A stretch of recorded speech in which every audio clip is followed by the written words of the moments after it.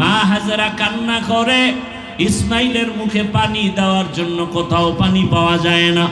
হঠাৎ বাইতুল্লাহর কিনারায় আওয়াজ শুনে কে যেন হাজেরা বলে ডাকে। মা হাজেরা দৌড়ায় গিয়ে দেখেন মানবের আকৃতি, আল্লাহর ফেরেশতা জিবরাইল সেখানে হাজির হয়ে গেল। কি চাও? পানি চাই। পাখা দিয়া ডানা দিয়া বাড়ি মারলেন, ইসমাইল নবীর পায়ের গোড়া থেকে পানি বের হওয়া শুরু হয়ে গেল। আম্মা জান হাজেরা পাথর দিয়া পানি আটকায় দিলেন, নিজে পান করলেন, সন্তানকেও পান করালেন জমজমের পানি। আজ ওই জমজমের পানি হাজার হাজার কোটি মিলিয়ন ট্রিলিয়ন বিলিয়ন পানি লিটার হাজি সাবরা নেয়। জমজমের পানি বাড়েও না কমেও না। সাহাবায়ে কেরাম নবীকে প্রশ্ন করলেন, হে রহমতের নবী, জমজম কূপের পানির তলা কোথায়? কমেও না বাড়েও না। নবী বলেন, জমজম কূপের পানির সংযোগ হলো হাউজে কাউসারের সাথে। দুনিয়াতে এমন সুন্দর বিশুদ্ধ পানি নাই যেই পানি পান করলে পিপাসার সাথে ক্ষুধাও নিবারণ হবে। একমাত্র জমজমের পানি, যে পানি পান করলে শুধু পিপাসা নিবারণ হয় না, ক্ষুধাও নিবারণ হয়। শুধু ক্ষুধা নিবারণ হয় না, কঠিন রোগ থেকে আল্লাহ তাকে মুক্তি দান করেন। পানি পান করলেন, স্বাভাবিক জীবনে ফিরে আসলো। ইসমাইল বড় হতে লাগলো।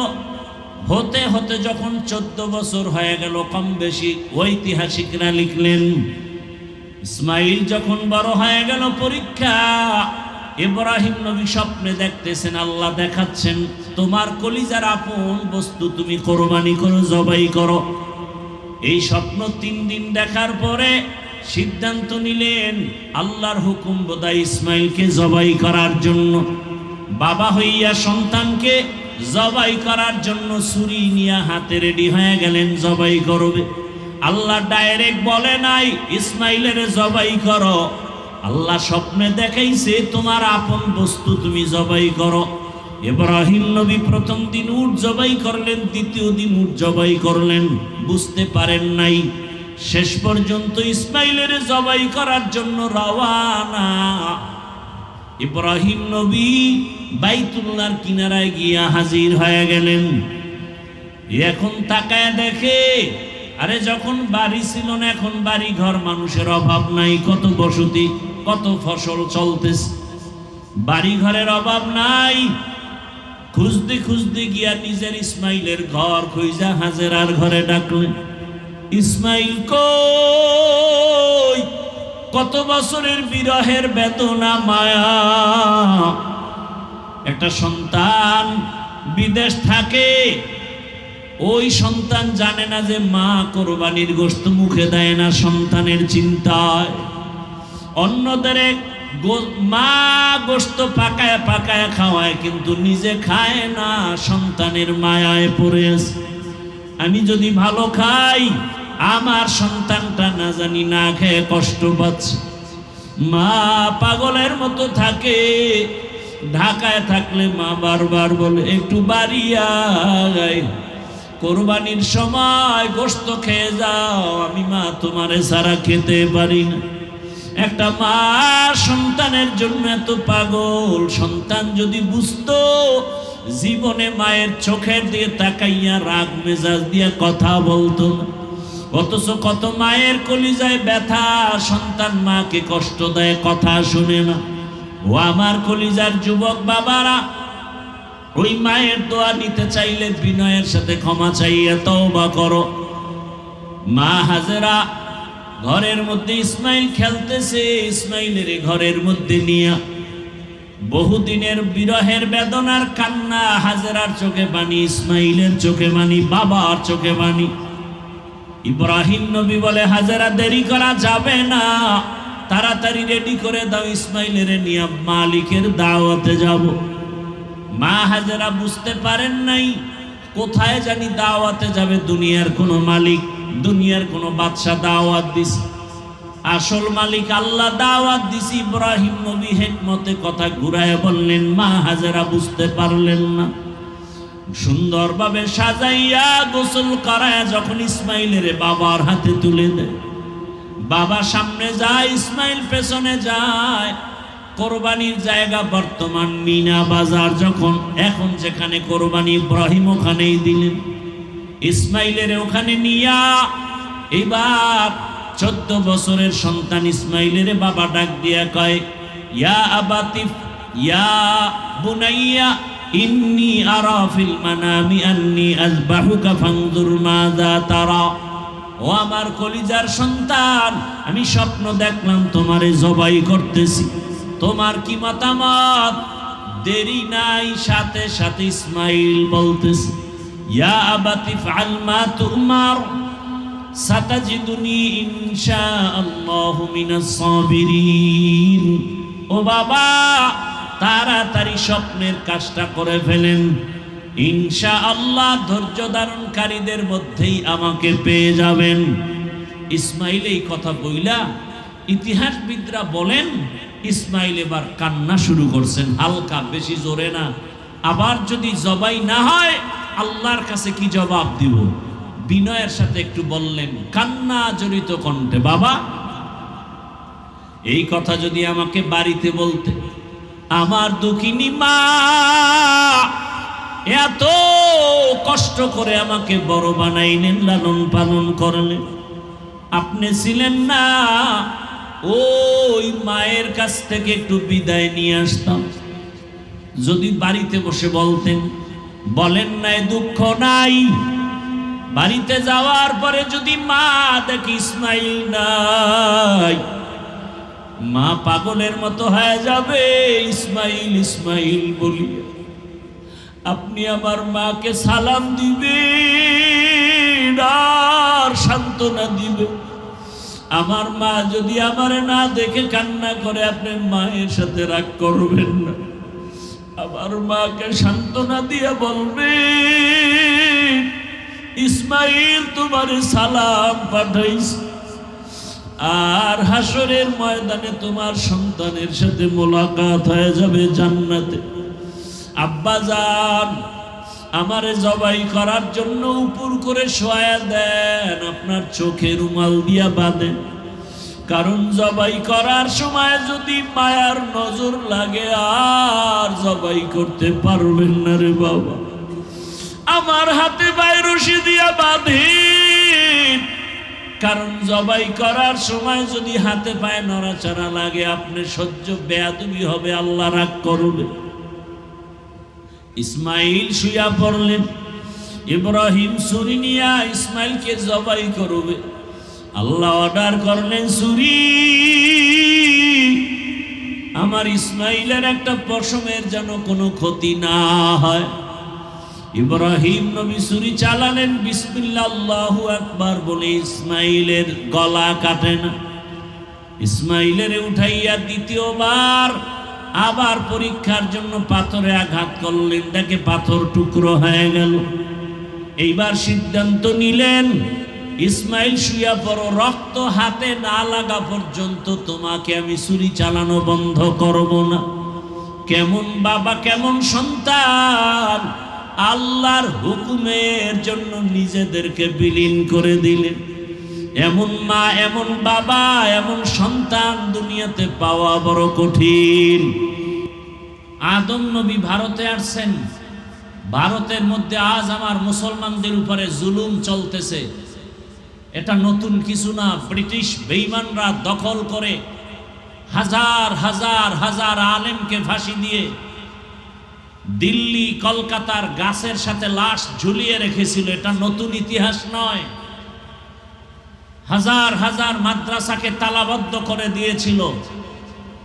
অন্যায়কে আমরা অন্যায় বলে প্রতিবাদ জানাবো, বিচারের দাবি জানাবো। তার মানে স্কুলে অন্যায় করেছে, স্কুল বন্ধ করে দাও, এটা নয়। অন্যায়কারীকে বিচারের আওতায় এনে প্রয়োজন হলে তদন্ত সাপেক্ষে ফাঁসি দাও। মাদ্রাসায় অন্যায় করেছে, অন্যায়কারীকে অন্যায়কারী বলবো, মাদ্রাসা বন্ধ করব, এটা সঠিক কথা হতে পারে না। কি ভাই, পয়গম্বর আদম আলা নবিয়িনা ওয়া আলাইহিস সালাতু ওয়াস সালাম আরাফার ময়দানে গিয়া আম্মাজান হাওয়ার সাথে মোলাকাত হয়ে গেল, সংসার শুরু হলো। দুইজন বছরে বছরে সন্তান দিতে থাকলেন, ছেলে একজন মেয়ে একজন। পরের বছর আবার দুই সন্তান, এক ছেলে এক মেয়ে। আগের বছরের ছেলে পরের বছরের মেয়ের সাথে বিবাহ। কথাটা বুঝে থাকলে বলুন তো, কোন বাবার ছেলের সাথে কোন বাবার মেয়ের বিয়া? বলেন, ভিন্ন ভিন্ন বাবা না একই বাবা? এই কানুন, এই নিয়মটা আগামীকাল আপনারাও শুরু করেন যে আমাদের ভাই বোনদের বিয়া হয়ে যাবে, বাহিরে দেওয়ার দরকার কি? ঝামেলা, কোন ছেলে কেমন বুঝি না, অতএব আপন ছেলের কাছে আপন মেয়ে বিয়া দেই। বলে সমস্যা? কোনো সমস্যা নাই, এটা আদম নবীর যুগেও ছিল। আগামীকালকে থেকে নিয়ম চালু করা যাবে কি? আপনার বিবেক দিয়ে বলেন, যাবে? কথাটা কেন বলছি জানেন? অনেকে আদম নবী করছে, আমরা করলে অসুবিধা কি বইলা? ফেরেশতারা আদমরে সিজদা দিছে, আমরা পীরের সিজদা দিলে অসুবিধা কি? সেই জবাব দিলাম। এটা যদি না পারা যায়, সেটা পারেন কেন? ডাল মে কুছ কালা হ্যায়, ধান্দাবাজি আর কিছু না। তাই ইসলাম না, ধান্দাবাজ। সিজদা পাবেন আল্লাহ, কোন গায়রুল্লাহ সিজদা পাবে? আদম আলাইহিস সালামের এক সন্তান শীস আলাইহিস সালাম, আদম নবী দুনিয়ার থেকে বিদায়ের 600 বছর পরে দুনিয়ার মানুষের হালাত বিগড়ে গেল, তাওহীদ নিভু হয়ে গেল। মানুষ শয়তানের প্ররোচনায় মূর্তি পূজা শুরু করল। আমার তেলাওয়াতকৃত আয়াতের ভূমিকা টানতেছে। আমি যদি ভেঙে ভেঙে কথা বলি তো 4 ঘন্টা সময় লাগবে পুরো আলোচনা টানতে। সৃষ্টির রহস্য নিয়ে কথা বললে আমি সব ছেড়ে মূল কথাটা বলে আসতেছি। আদম নবী বিদায়ের কয়শো বছর পর জমিনে মূর্তি পূজা শুরু হলো, চলতেছে মূর্তি পূজা। এই আপনারা অনেক মানুষ, আমি একা, কিন্তু এমন জায়গায় বসাইছেন যে একটা লোক চোখ দিয়া কোন দিকে ঘুরে ঘুরে তাকায়, আমি এখান থেকেই নজর দিলে দেখতে পাই। অতএব ডিস্টার্ব করবেন না বলছি। বেশি ডিস্টার্ব করলে আর আপনাদের সাথে তর্কে তো আমি পারবো না, আমি একা। আপনারা সবাই, আমি আস্তে হাত উঠায় মোনাজাত দিয়ে নেমে যাব, কারণ জোর করে বয়ান শোনানো যাবে না। আপনার মনে চায় না, আমি জোর করে শোনাবো কেন? মনে চাইলে তো আপনি ধৈর্যের সাথে বসবেন। আর আমি তো সোনাবন্ধের গান গাই না যে আপনি আল্লাহর কোরআনের সুন্দর আলোচনার থেকে উঠে যাবেন। আপনার কপাল এত নষ্ট কেন? আল্লাহ বেহেশতের বাগানে নিয়ে আসছেন, 24 ঘন্টা মোবাইল, 24 ঘন্টা মোবাইল, বাথরুমে গিয়া মোবাইল, ঘরের মধ্যে সারা রাত মোবাইল। বেহেশতের বাগানে 1 ঘন্টা মোবাইল না চালাইলে কি ক্ষতি হবে? এখানে এইসব মোবাইল। আপনার কপাল কত খারাপ, আর কি বলবো।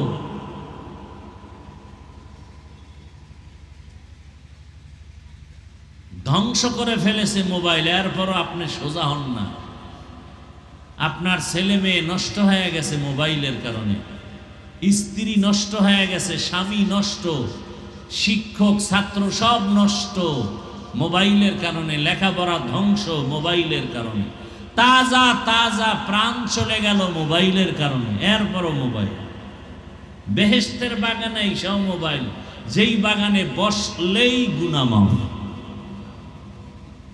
সুবহানাল্লাহ। আগামী কালকে বলবেন আমি গেলে গিয়া, আরো আস্তে করে বলেন।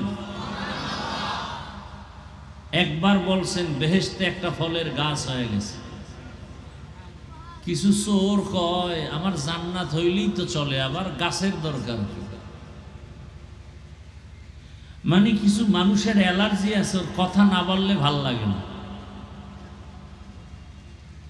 বলতে গিয়ে এত উল্টা পাল্টা বলে যে মানুষ তাকে আর ভালোই জানে না।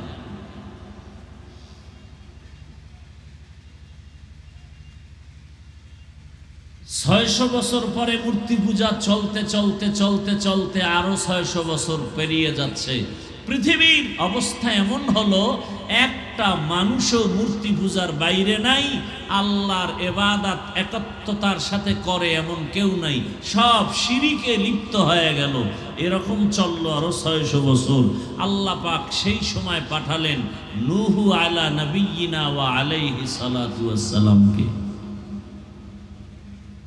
নূহ নবী এসে এই মূর্তি পূজারীদেরকে দাওয়াত দিলেন এক আল্লাহর ইবাদতের জন্য আরো 950 বছর। কত বছর? 950 বছরের দাওয়াতে। এই যে এই পোলাপানগুলো কেন আসে? এই আপনারা মুরব্বীরা কি করেন? কানের উপরে থাপ্পড় দিয়ে দেন।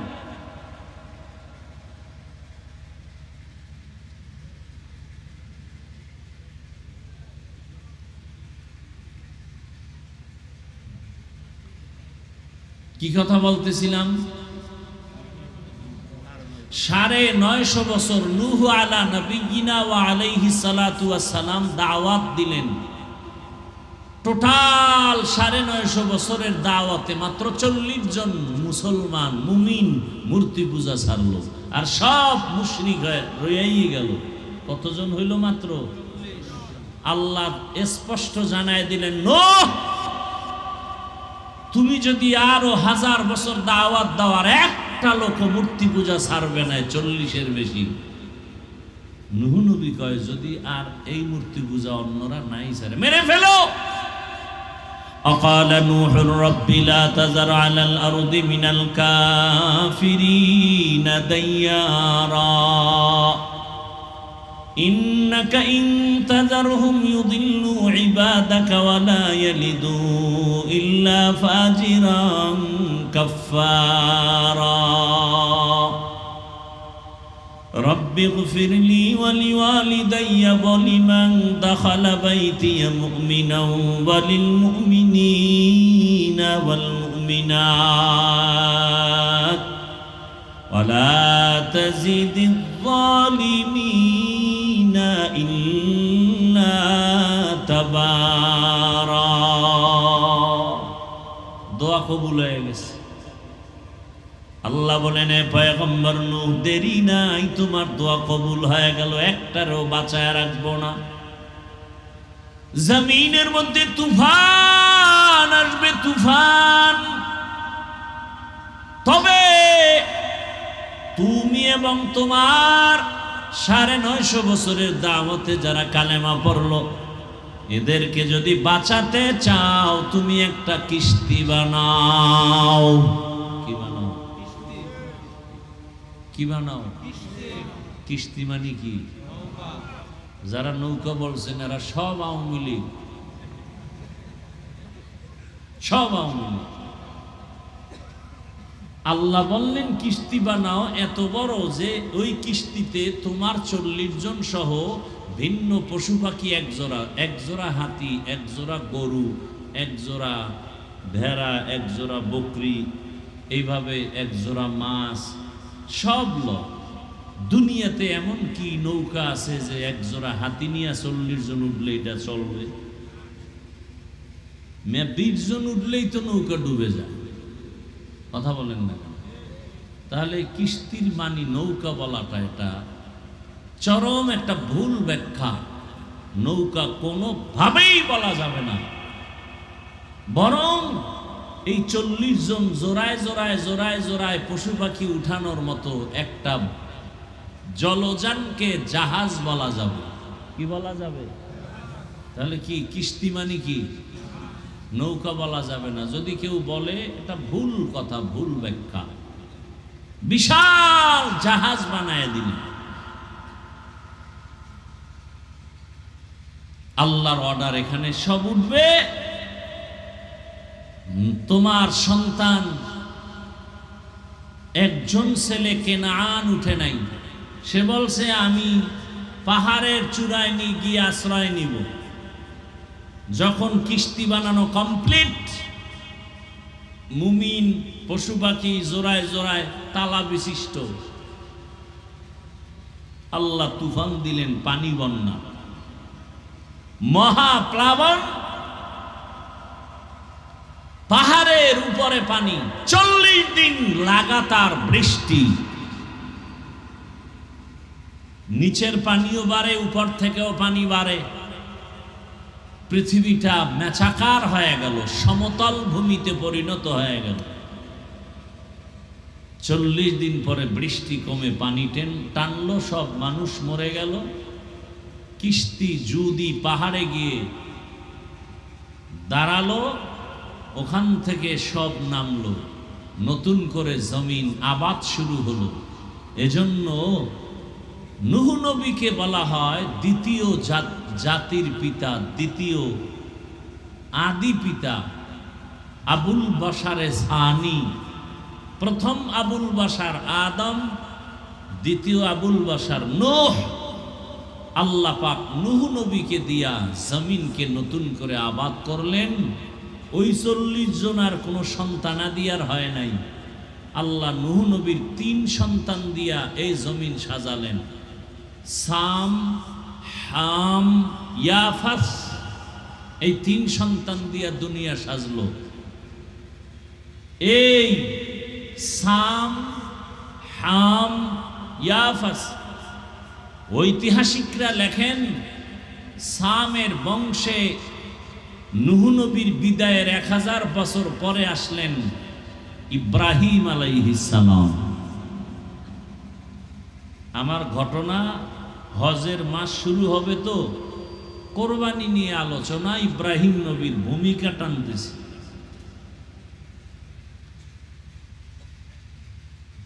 এই নূহ নবীর 3 সন্তানরা মিলে ওই সময় একটা শহর আবাদ করে শহর বানালো, বর্তমান ইরাকের অন্তর্গত। সেই শহরের নাম কোরআনের ভাষায় শহরে বাবেল। সেই শহরে কোনো এক সময় জন্ম নিল নমরুদ নামের বেঈমান। বড় হয়ে নিল, ক্ষমতা নিয়ে করলো জুলুম। জুলুমের এক পর্যায়ে নমরুদ্দা স্বপ্ন দেখে একটা আগুন উঠে পুরা বাবেলকে জ্বালায়া ছাই করে দিতেছে। কান্না করে ভয়ে উঠা গণকদের ডাকে, কি দেখলাম? গণকরা বলে, তোমার শনি দেখছো, শনি। বলে তা কি? বলে এক পুত্র সন্তান আসবে, তোমার খোদাগিরি সব ধ্বংস করে দিবে। সেই সন্তানকে কে?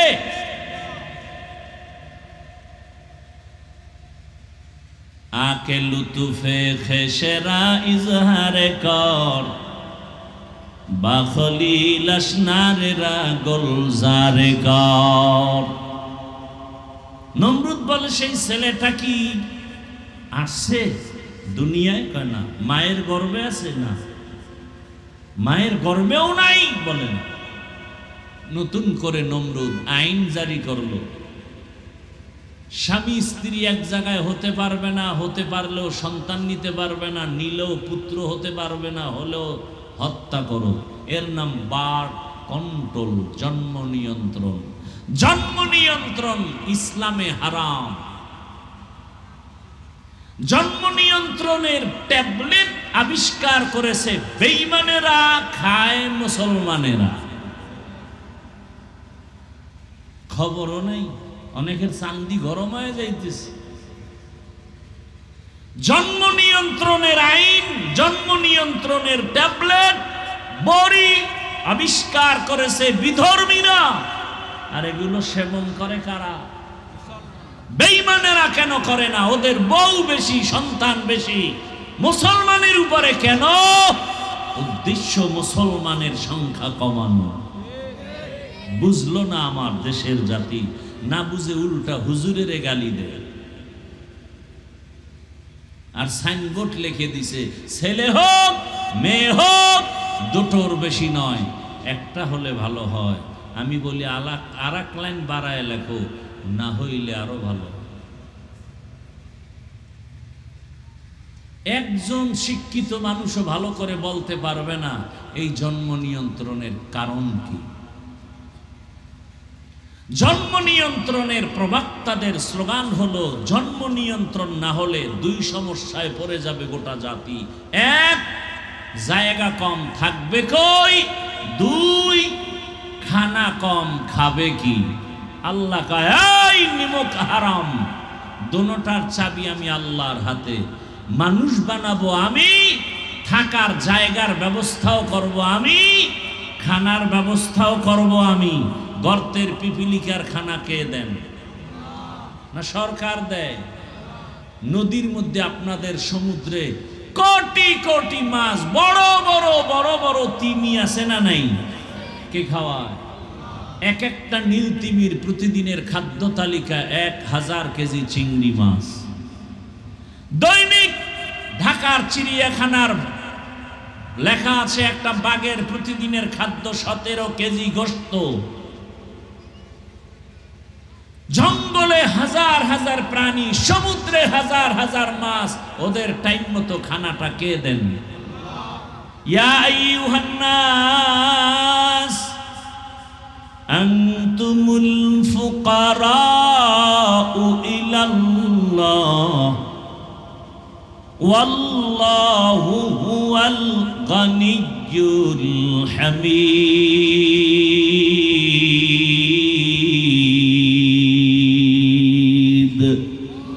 गर तवक्कुल मी कुनिहार सुबह शाम, मीरसानत रिस्क तू अजला मकाम जुज़बा हक़ची जे मखाज इंसुजा फजले उ आमस्त दर जुमला जहां।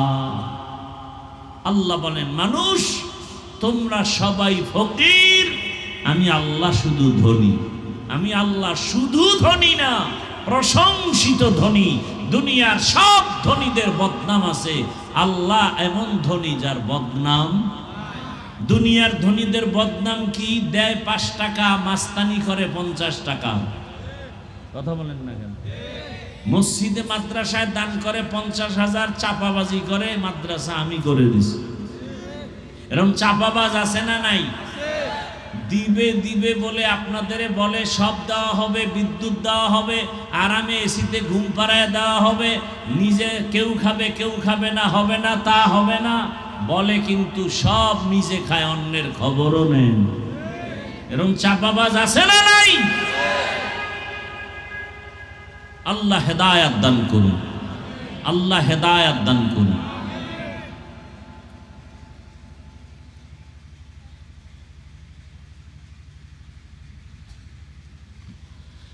হায় হায়, তো জঙ্গলের প্রাণীর খানা আল্লাহ দেন, নদীর মাছের খানা আল্লাহ দেন, গর্তের পিপিলিকার খানা আল্লাহ দেন, উড়ন্ত পাখির পেট ভরায় খানা কে দেন? ওরা দামি না আমরা দামি? তা আমাদের খানা তো ঘরের দরজায় আসবে, বালিশের কিনারায় আসবে, আমরা কেন খাই খাই কোম্পানি খুইলে পাগল হয়ে ঘুরতেছি? ইয়াবা ট্যাবলেট বেঁচে খাওয়া লাগে নাকি? রিজিক তো আল্লাহ দিবেন। কোটি কোটি মাছ সমুদ্রে কেউ না খায় মরে নাই, জঙ্গলের কোটি কোটি প্রাণী না খেয়ে মরে নাই। টেকনাফের মানুষ ইয়াবার মতো সরকারি আইনের অবৈধ জিনিসের ব্যবসা করতে হবে কেন? সুদের টাকায় ব্যবসা করতে হবে কেন? আর 24 ঘন্টা গর্ভধারিণী মায়ের সাথে জিনার গুনাহ করতে হবে কেন? সুদের খাতায় নাম লেখাইয়া নামাজ রোজা বরবাদ করতে হবে কেন? সুদখোরের মতো নিকৃষ্ট কোনো মানুষ দুনিয়াতে নাই। 24 ঘন্টা গর্ভধারিণী মায়ের সাথে জিনার গুনাহ। হজ করলে কবুল হবে না, নামাজ পড়লে কবুল হবে না, মোনাজাত দিলে কবুল হবে না। কত বড় নিকৃষ্ট মানুষ! আল্লাহর প্রতি বিশ্বাস নাই। কই? আল্লাহর শুকর, করোনার মতো মহামারীর মধ্যেও তো আমরা হুজুরেরা কেউ না খায়া মরিনি। স্কুল, কলেজ, ভার্সিটি, ফ্যাক্টরি, দোকান সব বন্ধ, একটা কোরআনের মাদ্রাসাও বন্ধ হয়নি।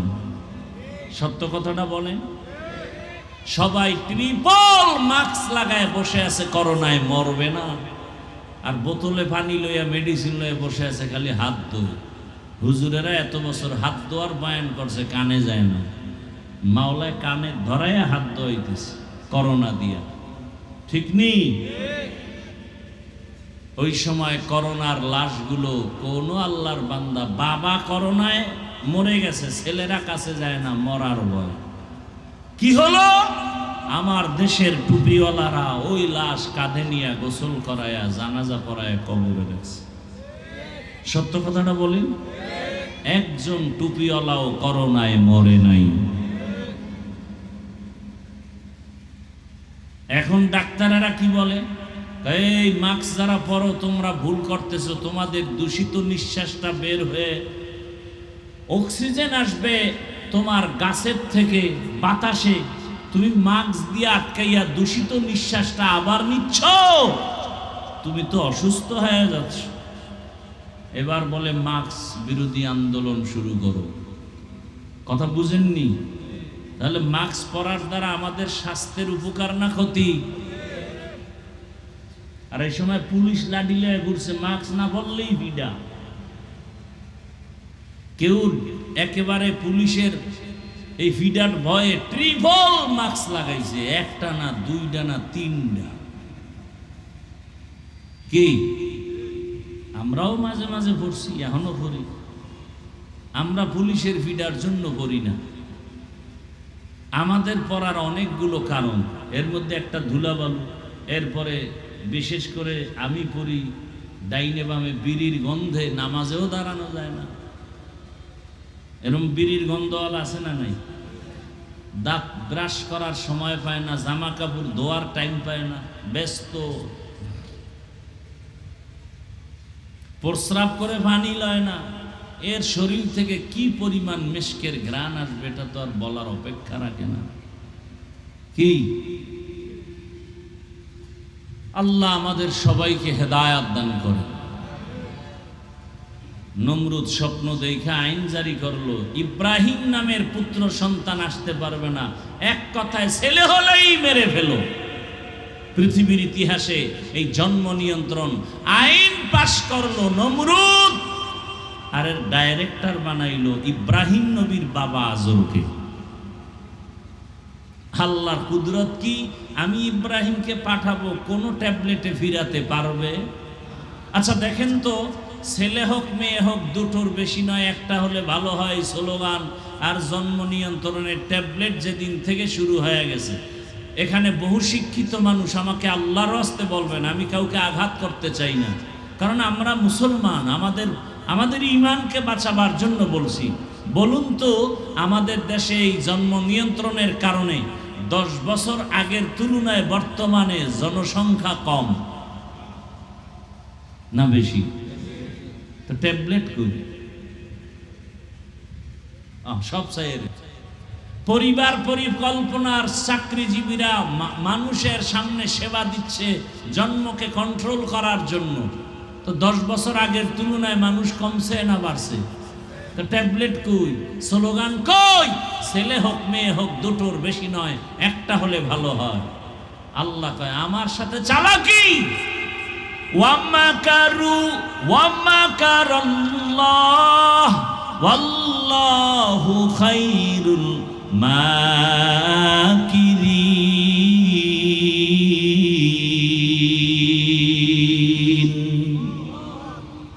তুমি কত বড় চালাক!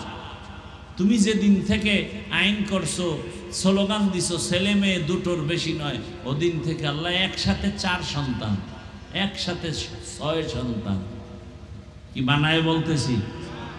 ওই 6 সন্তানও বেঁচে আছে, মাও বেঁচে আছে, কেউ অসুস্থ নাই। 2 সন্তানের বাবা মা গরিব এমন আছে না নাই? 10 সন্তানের মা বাবা ধনী আছে না নাই? তাহলে জনসংখ্যা বাড়লে মানুষ খাবে কি, থাকবে কই? মুরব্বীরা একটু আমাকে সহযোগিতা করেন। 1% জায়গায় 50 বছর আগে যে পরিমাণ ধান হইতো, বর্তমানে ওই একই 1% জায়গায় ধান কম না বেশি? বলেন, সত্যটা বলেন। বাড়াইছে সরকার?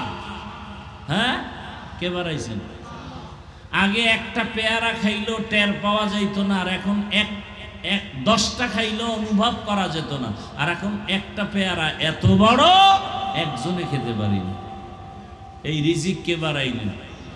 পদ্মা নদী যমুনা নদীর মধ্যে চর ফালাইয়া মানুষের থাকার জায়গা বাড়াইলেন কে?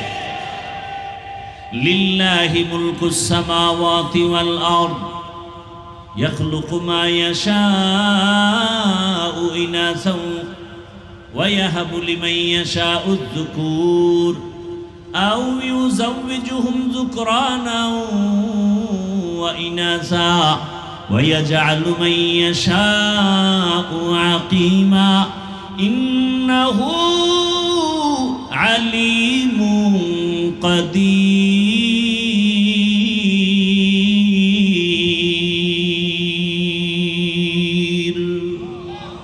আসমান জমিনের ক্ষমতা কার হাতে? বলেন সব ক্ষমতার মালিক কে? যদি কেউ বলে সব ক্ষমতার মালিক জনগণ, কুফরি। আল্লাহর কোরআনের সাথে বৃদ্ধাঙ্গুলি প্রদর্শন করা। সকল ক্ষমতার মালিককে আল্লাহ বলেন আমি কাউকে ছেলে দেই, কাউকে মেয়ে দেই, কাউকে দোনোটা দেই, কাউকে কোনোটাই দেই না। ক্ষমতা কার? কাদের কুদরত দারি বর কামাল আন্তা রব্বি আন্তা হাসবি যুল জালাল তুহি কাদের জলিলুল্লাহ জাহাদার বহর হালে তুহি মেরা নিগাহদার। আল্লাহ কয় আমি ইব্রাহিম রে পাঠাবো, নমরুদকে আসতে দিব না। কাঠটা টিকবে? টিকলো কাঠটা? আল্লাহটাই। ডাইরেক্টরের ঘরে আল্লাহ ইব্রাহিম রে পাঠায় দিলেন। মা গোপনে গোপনে রাইখা ইব্রাহিম রে বড় বানালেন। ইব্রাহিম নবী বড় হইয়া তাওহীদের পরিচয় পাইয়া আল্লাহর পথে দাওয়াত দিলেন। আর আব্বাকে বললেন, ও বাবা, তুমি এমন খোদার অনুসরণ করো যাদের তোমরা নিজের হাতে বানাইছো। বানাইয়া সামনে ফলমূল দাও, ফল খাবে দূরের কথা, মশাও তাড়াইতে পারে না। এমন খোদার অনুসরণ কেন করো? তোমারে আমারে যিনি বানাইছেন সে আল্লাহর ইবাদতের দিকে আগায় যাও। নমরুদের দাওয়াত দেয়, বাবারও মাথা গরম, নমরুদেরও মাথা গরম। আল্লাহ তাআলা ইব্রাহিম নবীর উপরে পরীক্ষা দিয়া দিলেন। একের পরে এক কঠিন পরীক্ষা আসতেছে। যার ঈমান যত তাজা তার পরীক্ষা তত কঠিন। যেই ছাত্র যত ভালো তার প্রশ্ন তত কঠিন। পয়গম্বর ইব্রাহিমকে দুনিয়া থেকে বিদায় দেওয়ার জন্য নমরুদ আগুনের কুণ্ডুলি সাজালো। আগুনে পুইরা মেরে ফেলবে, বিশাল অগ্নিকুণ্ড। বাঁচানের মালিক কে? আল্লাহ যদি হেফাজত করেন কেউ মারতে পারে না। তাকায় দেখছেন গত রমজানের ঈদের সময় কত মানুষ মরে গেল। গাড়ি পানির মধ্যে চলে গেল, একটা ছোট বাচ্চা সাঁতার কেটে উপরে এসে কান্না করে, আমার আম্মু গাড়ির মধ্যে আটকা, পানির মধ্যে বাঁচাও। আগুন সাজাইয়া ঘটনা আপনারা অনেক শুনছেন আলেমদের মুখে। ইব্রাহিম নবীকে গাছের সাথে রশি লাগায়া চরক গাছের চরখা বানায়া গোল ঘুরায় ঘুরায় ঘুরায় ঘুরায় আগুনে ফালাবে। আগুনের এত তাপ, কাছে যাওয়া যায় না। কিন্তু ইব্রাহিমকে রশি দিয়া বাঁধে, টানতেছে, উঠে না, গাছও নড়ে না। নমরুদের খোদাগিরি যায় যায় অবস্থা। ইবলিস এসে বলে কোনো টেনশন নাই, আকামের হেডমাস্টার আমি। আল্লাহর সামনে যুক্তি দিয়া কাটকিরে ফেলাইছি গোটা দুনিয়া। কি সমস্যা? এই সমস্যা বলে এই মুহূর্তে পারবা না, জানো না। ইব্রাহিম এমন আল্লাহর ইবাদত করেন, ওই আল্লাহর রহমতের নূরের ফেরেশতারা ইব্রাহিমের সহযোগিতায় রশি ধরে রাখছে, পারবা না। হ্যাঁ, এই সময় একটা আকাম করা লাগবে। কাম না আকাম? বিড়ি টানা কাম না আকাম? আকামেরও মধ্যে কিছু লাইন আছে, যেমন দাড়ি কামানো একটা আকাম না কাম, কিন্তু এটা লাভ আছে, আছে না নাই? আছে, কিছু লাভ আছে যা দুনিয়ার লাইনে। আল্লাহর লাইনে তো কোনো লাভ নেই। বিড়ি টানলে কি লাভ? কি যুবকরা যারা বিড়ি টানেন, কি লাভ? চেহারা সুন্দর, এক চোরায় কয় একটা লাভ আছে, বাথরুম ক্লিয়ার হয়। কষ্ট হইতেছে আপনাদের? এই যত কষ্ট মানসিক না, শারীরিক একটু কষ্ট গরমে, শুধু এই প্যান্ডেলের কারণে। এই গরমে এই এত টাকা খরচ করার কি দরকার ছিল? এগুলি শুধুই অনর্থক করা হয়েছে। বাঁশ দিয়া বাতি লাগাই দিত, আর খোলা মাঠে বয়ান চলতো, সবাই একটু বাতাস পাইত। আবার এদিক ডাল লেগাইছে আরো খাস পর্দা। টাকা আছে, কি করবে? কেউ যদি বুদ্ধি দেয় বলবে না না না, এটা ওয়াজের তো কোনো একটা রৌনকই আসবে না। অথচ খোলা মাঠে বয়ান করলে এটা রৌনক আরো বেশি হয়। যাই হোক, আর একটু সময় নেই, কি দিবেন না উঠে যাবেন? আর একটু সময় দিবেন, আল্লাহ কবুল করেন। ইবলিস কি কইল? এই মুহূর্তে একটা আকাম করতে হবে। কি? ঐতিহাসিকরা বলছেন এক বর্ণনা যে ইব্রাহিমকে উলঙ্গ করো, আর এক বর্ণনা আছে এই মুহূর্তে যুবক যুবতীদের অর্ধুলঙ্গ করে এখানে নাচ গান শুরু করো, তাহলে রহমতের ফেরেশতারা ভেগে যাবে, ইব্রাহিমের রশি টেনে আগুনে ফেলানো সহজ হবে। তাই করুন। এক পর্যায়ে আগুনে ফেললো। আল্লাহ অর্ডার করে দিলেন, কুলনা ইয়া নারু কুনি বারদান ওয়া সালামান আলা ইব্রাহিম। কে লুতুফে খেশরা ইজহার কর, বা খলিল আসনারে রা গুলজার কর। আল্লাহর আদেশ যখন আসছে, নমরুদ কয়, এই আগুন, ইব্রাহিম রে জ্বালাও না কেন? আগুনের জবান খুলে গেল। আগুন বলে, তুমিও যার গোলাম, আমিও তার গোলাম।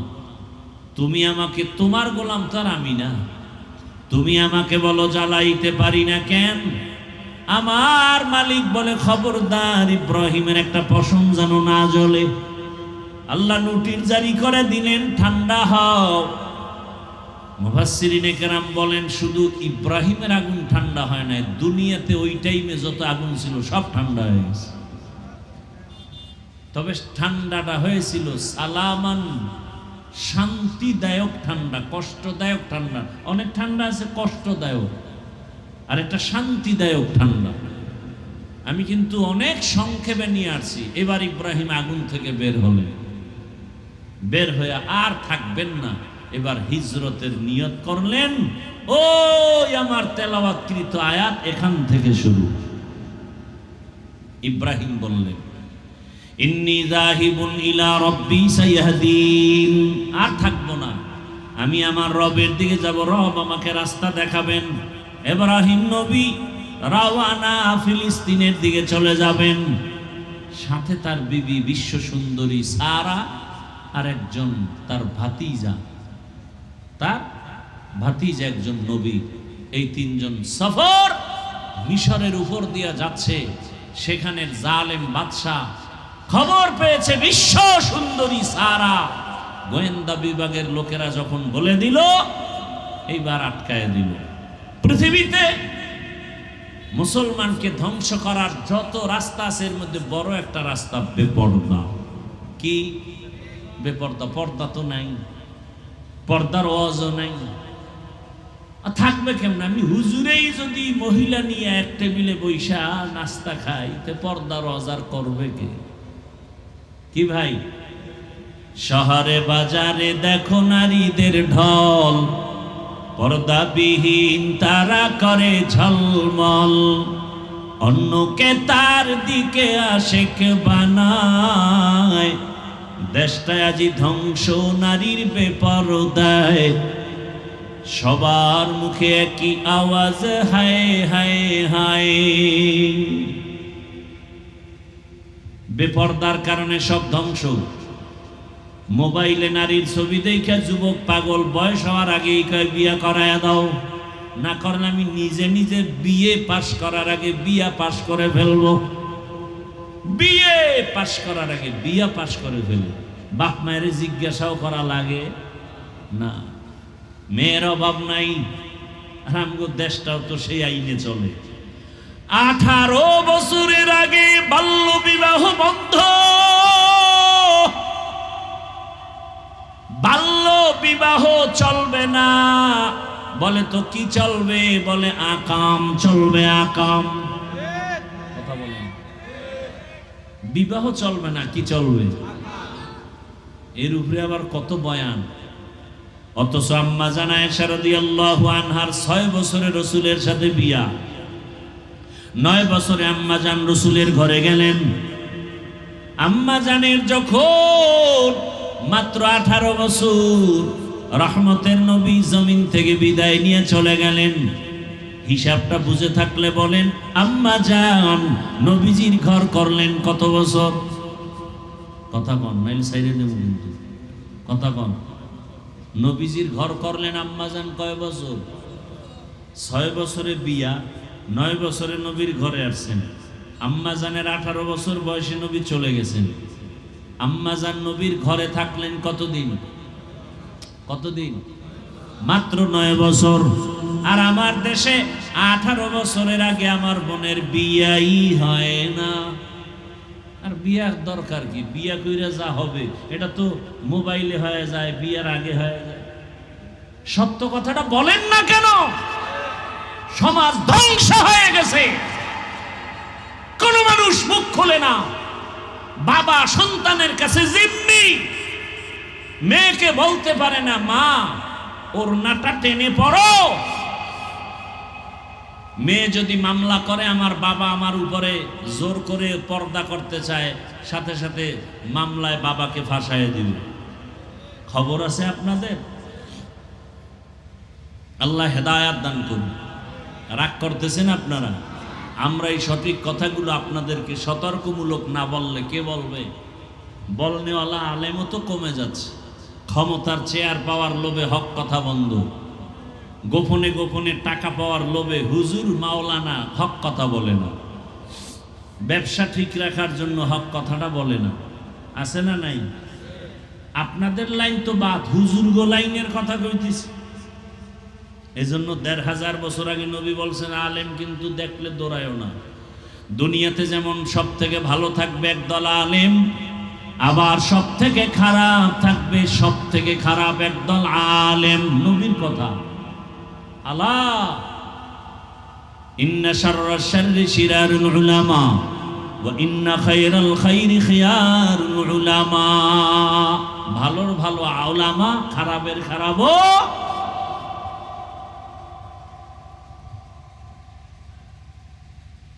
পয়গম্বর ইব্রাহিম হিজরতের জন্য রেডি হয়ে গেলেন। ওই জালেম মিশরের বাদশাহ খবর পাইয়া সারাকে নিয়ে গেল জোর জুলুম করে।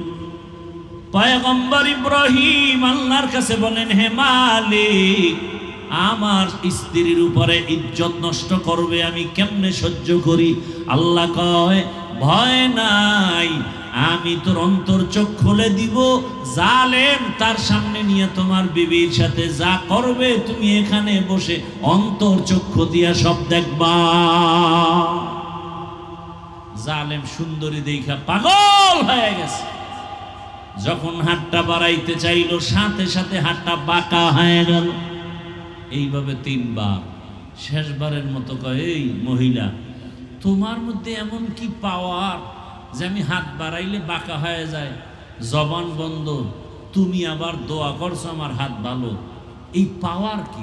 আমার পাওয়ার নাই তো। আমি এতটুকু পাওয়ার আছে যে আমি একজন নবীর স্ত্রী। তাই বলে, হ্যাঁ, কে সে নবী? ইব্রাহিম। কোথায়?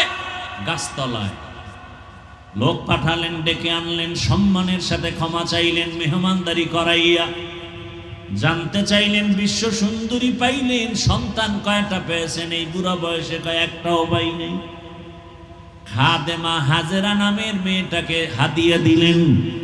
বিবি সারার অনুমতি সাপেক্ষে বিবাহ করে ফেললেন পয়গম্বর ইব্রাহিম। বিবাহ করার পরে দোয়া করলেন, রব্বি হাবলি মিনাস সলিহিন, ও দয়ার মালিক নেককার একটা সন্তান আমাকে দাও। আল্লাহ কয়, আমার কাছে চাইলে আমি ফিরাই না। সন্তান আল্লাহর কাছে চাও। 10টা ছেলে হইয়া লাভ কি যদি বাবার ইজ্জত নষ্ট করে ফেলে? এক সন্তান যথেষ্ট যদি বাবার ইজ্জত রক্ষা হয়। কথা ঠিক না? আল্লাহর কাছে চাইতে হবে, চাইলেই হবে না। আরে গাছ না লাগায় ফল চাইলে হবে? ভালো গাছের ফল লাগান, ভালো ফলের গাছ লাগায় ফল চাবেন, আল্লাহ দিবেন। ভালো একটা মা ঘরে আনার পর আল্লাহর কাছে দোয়া করবেন, আল্লাহ ভালো সন্তান দান করবেন। আপনি ভালো মা ঘরে আনছেন নি? আপনি তো ঘরে আনছেন ডানা কাটা বড়ি। কি বড়ি? ডানা কাটা বড়ি। এইসা ডানা কাটে, এই সেই স্বামীরে কয়, তোর মায়ের ডানা ভালো না, তোর বাবার ডানা ভালো না, ঘর বাড়ি ছেড়ে চল টেকনাফ শহরে কক্সেস বাজারে ফেলাট ল। ওখানে লইয়া লইয়া কয়দিন খাইয়া লইয়া ঘুরে টুইরা পাখির মতো কয়, তোর ডানাও ভালো না, হিজরত করে ভেগে গেলাম। কি বানায় বলছে? এই আকাম চলে না, চলে না। আল্লাহ হেদায়াত দান করুন।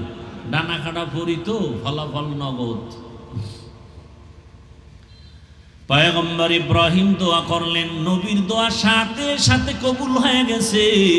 আল্লাহ দোয়ার ফলাফল জানায় দিয়া বলেন, ফাবাশশারনাহু বিগুলামিন হালিম।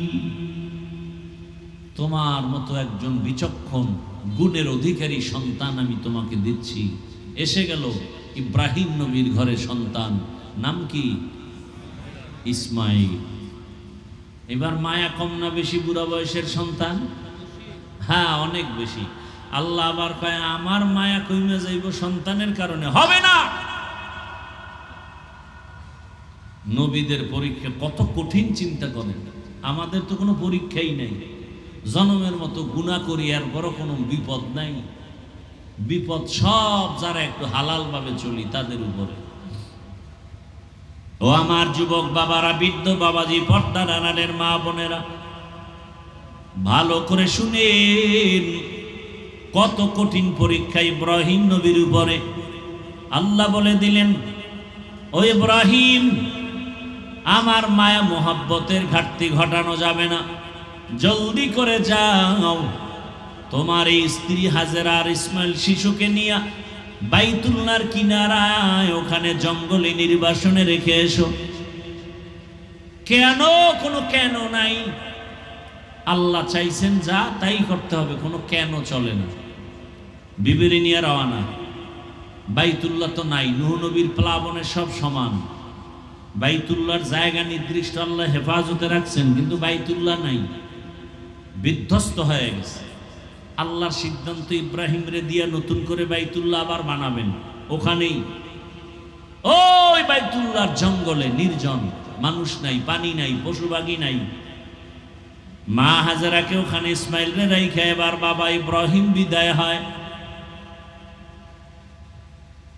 উটের পিঠে যখন রওয়ানা, ইসমাইলের মাটির মধ্যে শোয়াইয়া মা হাজেরা দৌড়, এমন জোরে দৌড় দিয়া ডাক দিয়া কই, হে স্বামী, গহীন এই জঙ্গল, মানুষ নাই, পানি নাই, খানাও নাই, এমন এক বিপদের জায়গায় রেখে আপনি যে কোথায় যান? কয় বাড়ি। আমাদের এখানে কেন রেখে যান? ইব্রাহিম নবী তেমন কোনো জবাব দিচ্ছেন না, ভাবতেছেন। মা হাজেরা তো তেমন, যেমন নবী তার তেমন স্ত্রী। এক পর্যায়ে বলে, ও স্বামী আমার, এটা কি আমার এখানে রেখে যাওয়া আপনার ইচ্ছা নাকি মালিক আমার রবের ইচ্ছা? ইব্রাহিম নবী ইশারায় জানায় দিলেন, আমার ব্যক্তিগত ইচ্ছা না, রবের ইচ্ছায় রেখে গেলাম। মা হাজেরা দেরি না করে এ কথাটা শুই না, সাথে সাথে 2 ফোঁটা চোখের পানি ছেড়ে কান্না শুরু করলেন। ঐতিহাসিকরা লেখছেন মা হাজেরা কান্না করেন আর বলেন, ও স্বামী আমার, আল্লাহ যদি বলে থাকেন এখানে কোনো কোশ্চেন নাই, প্রশ্ন নাই, আমাদের জন্য আপনি দোয়া করবেন। আর মাঝে মাঝে সময় পেলে আমি হাজেরাকে দেখারও দরকার নাই, মাঝে মাঝে শিশু ইসমাইলের আইসা দেখে যাবেন। আমি একটা মহিলা মানুষ, মানুষ নাই, জঙ্গল, পানি নাই, খানা নাই, কষ্টের জায়গা। সামান্য একটু পানি 2-3 দিনের বেশি থাকবে না। আমি হাজেরাকে আপনি না দেখলেও আপনি মাঝে মাঝে আইসা শিশু ইসমাইলের দেখে একটু খোঁজ খবর নিয়ে যাবেন। ইব্রাহিম নবী বিদায় হয়, কোনো কথা নাই, আমার মালিকের হুকুমের সামনে কোনো সহযোগিতা চলবে না, ভিন্ন কোনো আওয়াজ চলবে না। এবার ইব্রাহিম চোখের পানি ছেড়ে সাফা পাহাড়, মারোয়া পাহাড়ের মাঝখান থেকে রওনা, পাহাড়ের উপরে উঠে নিচে নামলেন। নিচে নাইমা উটের পিঠ থেকে নামিয়া ইব্রাহিম নবী হাত উঁচু করে আমার মালিকের দরবারে দোয়া করা শুরু করলেন। এমন জায়গায় বসে নির্জনে দোয়া করেন যেখানে সন্তানও নাই, হাজেরাও নাই, হাজেরা পাহাড়ের ওই পার্শ্বে। আল্লাহ দোয়ার কথা কোরআনে বলছেন, ইব্রাহিম দোয়া করেন, রব্বানা ইন্নী আসকানতু মিন যুররিয়াতি বিওয়াদিন গায়রি জি যারইন ইনদা বাইতিকাল মুহাররম রব্বানা লিয়ুকিমুস সালাতা ফাজআল আফইদাতাম মিনান নাসি তাহওয়ি ইলাইহিম ওয়ারযুকহুম মিনাস সামারাতি রিজকান লাকুম।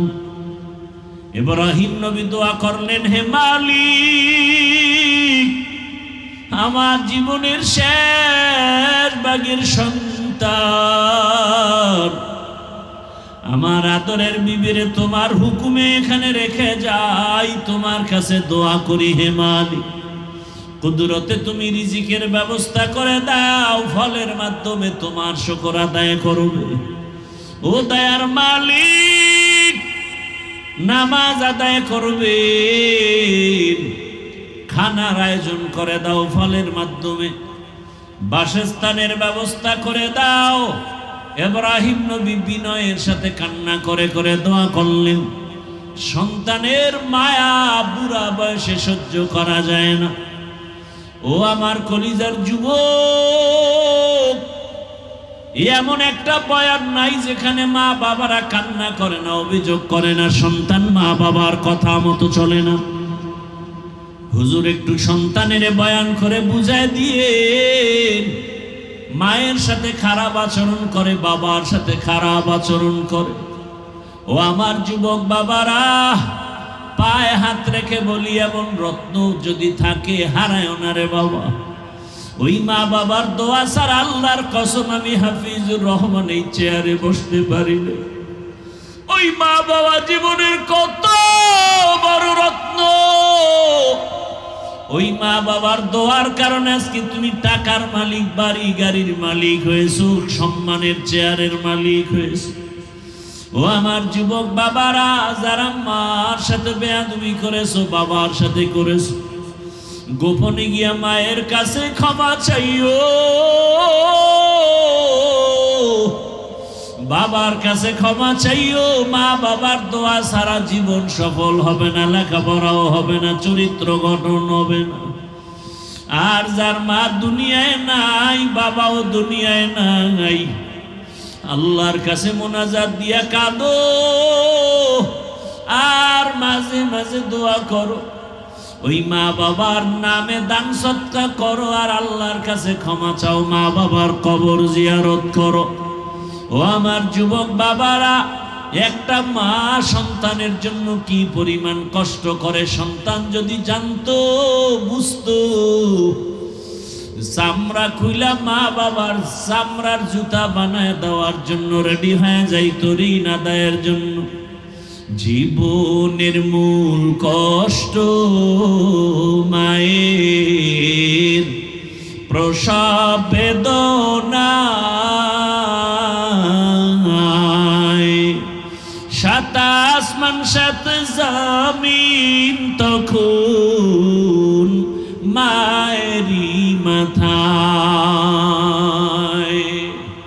জীবনের মূল কষ্ট মায়ের প্রসব বেদনা,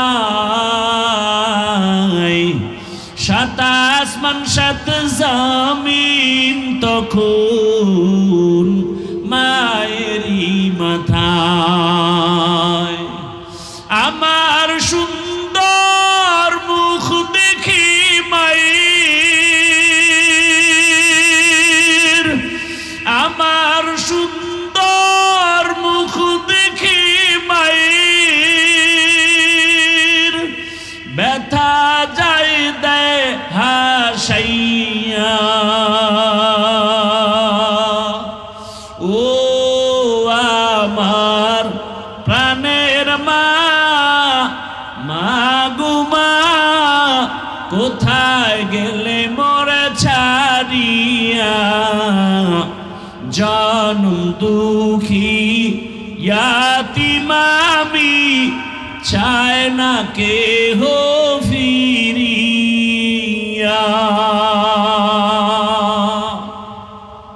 ও আমার যুবক বাবারা, পর্দার আড়ালের আম্মা জানেরা, বোনেরা, কয়দিন আর বাঁচবেন? মা বাবার সেবা করেন।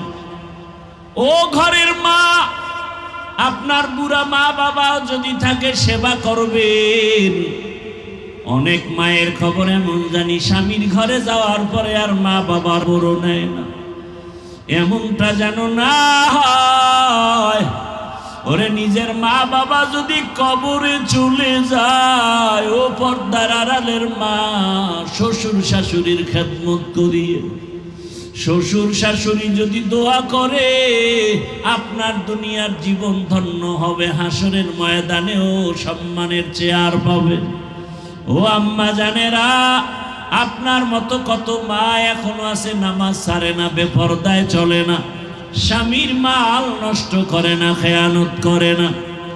কয়দিন আর দুনিয়ায় বাঁচবেন? একটা ভালো সন্তানের মা হইয়া কবরে যান।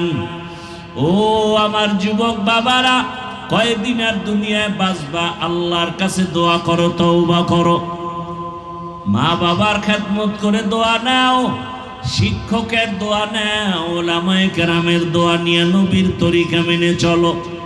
তোমার মতো কত যুবক এখনো আছে মা বাবার দোয়া নিয়ে চলে, শিক্ষকের দোয়া নিয়ে, ওলামায়ে কেরামের দোয়া নিয়ে চলে। স্কুলে পড়ে, নামাজ ছাড়ে না, কলেজে পড়ে, নামাজ বাদ দেয় না, চাকরি করে, নামাজ বাদ দেয় না, ব্যবসা করে, নামাজ বাদ দেয় না। তুমি কেন পারো না রে বাবা? ইব্রাহিম নবী দোয়া করে চলে গেলেন, মা হাজেরা ইসমাইলের নিয়ে এখানে জীবন কাটাচ্ছেন। ও পর্দার আড়ালের আম্মা জান, হাজেরা আর ইসমাইলের রাইখে ইব্রাহিম নবী চলে গেলেন, কষ্টের জীবন শুরু হয়ে গেল। আপনার মতো কত মা আছে, স্বামী বিদেশে থাকে, স্বামী ঢাকায় থাকে, চাকরি করে, ব্যবসা করে। আপনি ঘরে থাইকা সন্তানকে লালন পালন করবেন, স্বামীর মাল হেফাজত করবেন। মা হাজেরা আল্লাহর ভয়, ইসমাইলের লালন পালনের জন্য যতটুকু পানি ছিল শেষ হয়ে গেল। এক পর্যায়ে দুধও নাই, বাচ্চা ইসমাইলের দুধও দিতে পারে না, মুখে জিহ্বাটা দিয়ে দেয়, পানি নাই। মা পাগলনির মতো হয়ে গেল সন্তানকে বাঁচাবার জন্য। একবার সাফা পাহাড়ে দৌড়ায়, একবার মারোয়া পাহাড়ে দৌড়ায় সন্তান ইসমাইলের পানির জন্য। আল্লাহর কাছে এই দৌড় এত পছন্দ হয়ে গেছে, আম্মা জান হাজেরা আলাইহা সালাম 7 বার চক্কর দিয়া সাফা মারোয়ায় দৌড়ালেন। আল্লাহ জিব্রাইলের বলে, সাক্ষী থাক, কিয়ামত পর্যন্ত হাজেরার এই স্মৃতি আমি ধরে রাখার জন্য আইন করে দিলাম। বাইতুল্লাহ যারা হজে যাবে, ওই হাজেরার জায়গা সাফা মারোয়ায় যদি হাজি সাবরা দৌড় না দেয়, আমি কোনো হাজির হজ কবুল করব না। মা হাজেরা কান্না করে, ইসমাইলের মুখে পানি দেওয়ার জন্য কোথাও পানি পাওয়া যায় না। হঠাৎ বাইতুল্লাহর কিনারায় আওয়াজ শুনে কে যেন হাজেরা বলে ডাকে। মা হাজেরা দৌড়ায় গিয়ে দেখেন মানবের আকৃতি, আল্লাহর ফেরেশতা জিবরাইল সেখানে হাজির হয়ে গেল। কি চাও? পানি চাই। পাখা দিয়া ডানা দিয়া বাড়ি মারলেন, ইসমাইল নবীর পায়ের গোড়া থেকে পানি বের হওয়া শুরু হয়ে গেল। আম্মা জান হাজেরা পাথর দিয়া পানি আটকায় দিলেন, নিজে পান করলেন, সন্তানকেও পান করালেন জমজমের পানি। আজ ওই জমজমের পানি হাজার হাজার কোটি মিলিয়ন ট্রিলিয়ন বিলিয়ন পানি লিটার হাজি সাবরা নেয়। জমজমের পানি বাড়েও না কমেও না। সাহাবায়ে কেরাম নবীকে প্রশ্ন করলেন, হে রহমতের নবী, জমজম কূপের পানির তলা কোথায়? কমেও না বাড়েও না। নবী বলেন, জমজম কূপের পানির সংযোগ হলো হাউজে কাউসারের সাথে। দুনিয়াতে এমন সুন্দর বিশুদ্ধ পানি নাই যেই পানি পান করলে পিপাসার সাথে ক্ষুধাও নিবারণ হবে। একমাত্র জমজমের পানি, যে পানি পান করলে শুধু পিপাসা নিবারণ হয় না, ক্ষুধাও নিবারণ হয়। শুধু ক্ষুধা নিবারণ হয় না, কঠিন রোগ থেকে আল্লাহ তাকে মুক্তি দান করেন। পানি পান করলেন, স্বাভাবিক জীবনে ফিরে আসলো। ইসমাইল বড় হতে লাগলো। হতে হতে যখন 14 বছর হয়ে গেল, কম বেশি ঐতিহাসিকরা লিখলেন, ইসমাইল যখন বড় হয়ে গেল, পরীক্ষা। ইব্রাহিম নবী স্বপ্নে দেখতেছেন, আল্লাহ দেখাচ্ছেন, তোমার কলিজার আপন বস্তু তুমি কোরবানি করো, জবাই করো।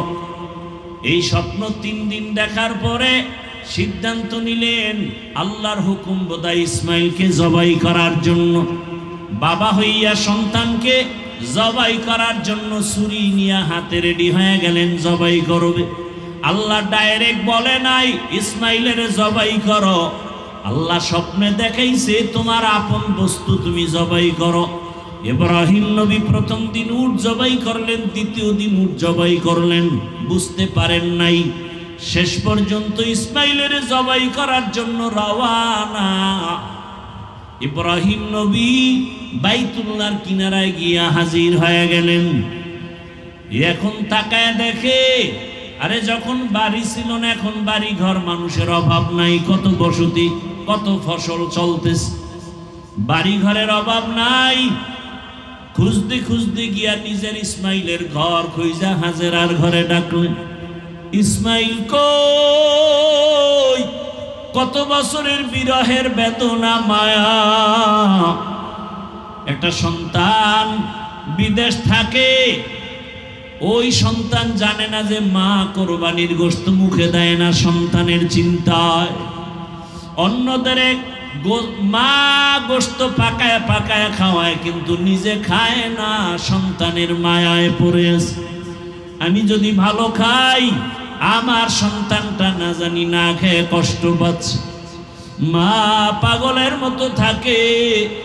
ঢাকায় থাকলে মা বারবার বলে, একটু বাড়ি আয়, কোরবানির সময় গোশত খেয়ে যাও, আমি মা তোমারে ছাড়া খেতে পারি না। একটা মা সন্তানের জন্য এত পাগল। সন্তান যদি বুঝতো, জীবনে মায়ের চোখের দিয়ে তাকাইয়া রাগ মেজাজ দিয়ে কথা বলতো না। অথচ কত মায়ের কলিজায় ব্যথা, সন্তান মাকে কষ্ট দেয়, কথা শুনে না। ও আমার কলিজার যুবক বাবারা, ওই মায়ের দোয়া নিতে চাইলে বিনয়ের সাথে ক্ষমা চাইয়া তওবা করো। মা হাজেরা ঘরের মধ্যে ইসমাইল খেলতেছে, ইসমাইলের ঘরের মধ্যে নিয়ে বহুদিনের বিরহের বেদনার কান্না। হাজেরার চোখে পানি, ইসমাইলের চোখে পানি, বাবার চোখে পানি। ইব্রাহিম নবী বলে, হাজেরা দেরি করা যাবে না, তাড়াতাড়ি রেডি করে দাও, ইসমাইলের নিয়ে মালিকের দাওয়াতে যাব।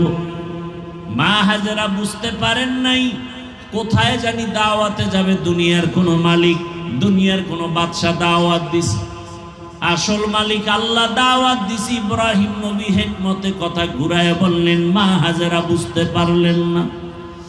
সুন্দরভাবে সাজাইয়া গোসল করায় যখন ইসমাইলের বাবার হাতে তুলে দেয়, বাবা সামনে যায়, ইসমাইল পেছনে যায়। কোরবানির জায়গা বর্তমান মিনা বাজার, যখন এখন যেখানে কোরবানি ইব্রাহিম ওখানেই দিলেন।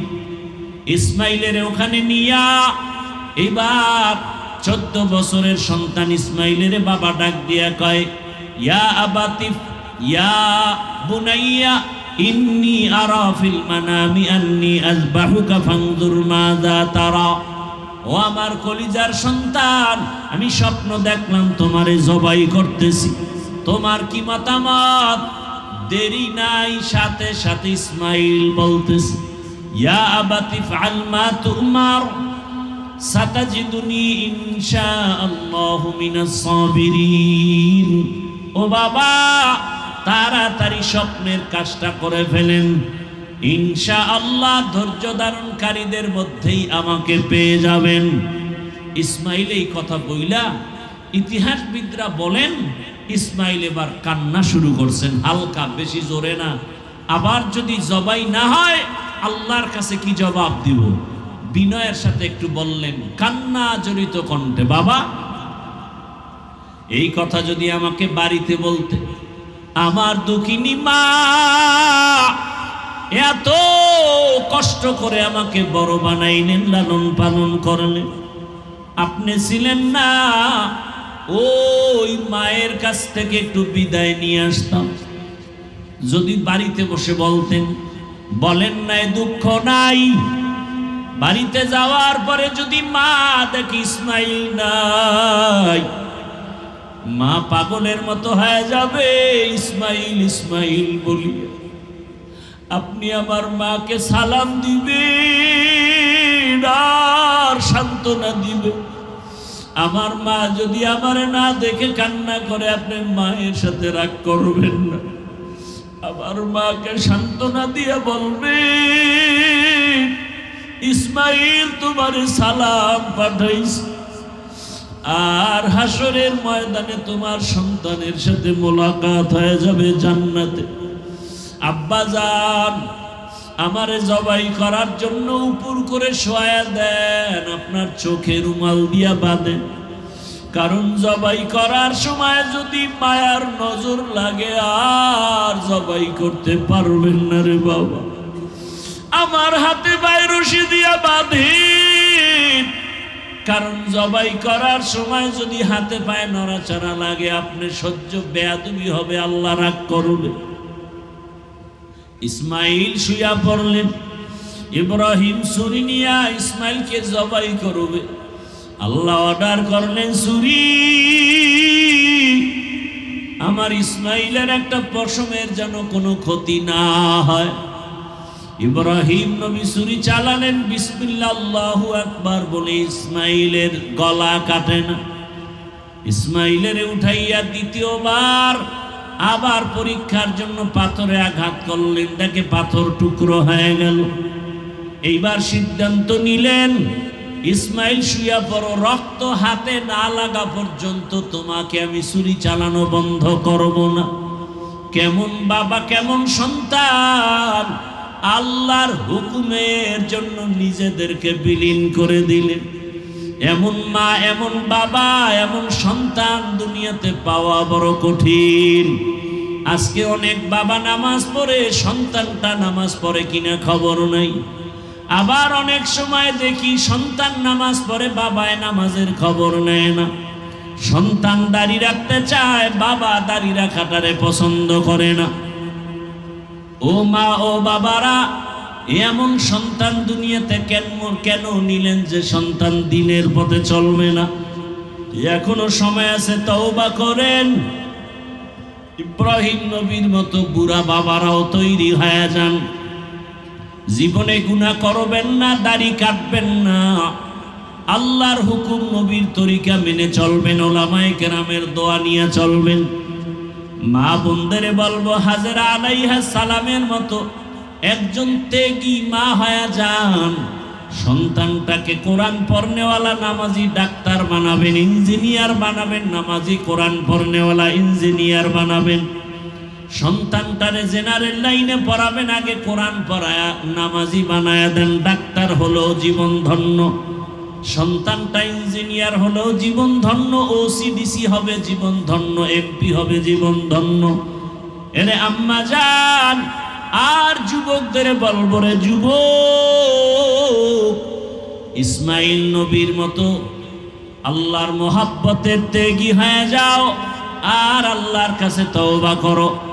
জীবনে কত দাড়ি কাটলা, বেপরদায় চললা, মোবাইল চালায় গুনাহ করলা, আজকে থেকে তওবা করো। মরিয়া গেলে আর দাড়ি কাটবা না, নামাজ ছাড়বা না, মোবাইলে গুনাহ করবা না। মা বাবার দোয়া নিয়া, শিক্ষকের দোয়া নিয়া, উলামায়ে কেরামের দোয়া নিয়া, নবীজির আদর্শ মেনে চলবা। তওবা করার মতো যদি নিয়ত হয়, দুটো হাত আমার আল্লাহকে দেখায় দাও। আয় আল্লাহ হাতগুলো কবুল করে নেন, তওবা কবুল করে নেন। তওবার উপরে মজবুত হইয়া নবীর তরিকা মেনে, উলামায়ে কেরামের পরামর্শ নিয়া, মা বাবার দোয়া নিয়া চলার তৌফিক দান করেন, আমিন। আলহামদুলিল্লাহি রাব্বিল আলামিন, والصلاة والسلام على سيد الأنبياء والمرسلين وعلى آله وأصحابه أجمعين. يا أرحم الراحمين، يا أرحم الراحمين، يا أرحم الراحمين. رب ارحمهما كما ربياني صغيرا. اللهم إنك عفو كريم تحب العفو فاعف عنا. اللهم إنا نعوذ بك من البرص والجنون والجذام وسيء الأسقام. اللهم إنا نسألك علما نافعا ورزقا